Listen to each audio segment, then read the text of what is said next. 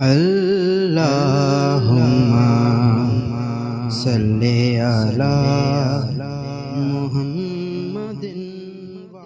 حضرت ابو ہریرہ رضی اللہ عنہ نبی کریم صلی اللہ علیہ وآلہ وسلم سے روایت فرماتے ہیں کہ نبی کریم صلی اللہ علیہ وآلہ وسلم نے فرمایا، 7 افراد کو اللہ تعالیٰ اپنے عرش کا سایہ عطا فرمائے گا جس دن اس کے سائے کے علاوہ کوئی سایہ نہ ہوگا۔ عادل امام، ایسا نوجوان جو عبادت الہی میں پروان چڑھا ہو، ایسا شخص جس کا دل مساجد سے معلق ہو، ایسے 2 شخص جو اللہ کی رضا کے لیے ایک دوسرے سے محبت کرتے ہیں، رضا الہی پر جمع ہوئے ہوں اور رضا الہی پر جدا ہوئے ہوں۔ وہ شخص جس کو منصب و جمال والی عورت نے بلایا ہو اور وہ کہے میں اللہ سے ڈرتا ہوں۔ وہ شخص جو کوئی صدقہ کرے اور اسے خفیہ کرے، حتیٰ کہ اس کے بائیں ہاتھ کو معلوم نہ ہو جو اس کے دائیں ہاتھ نے خرچ کیا ہو۔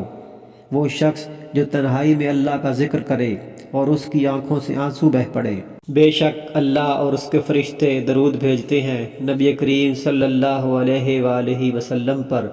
اے ایمان والو، تم بھی ان پر درود اور سلام بھیجا کرو۔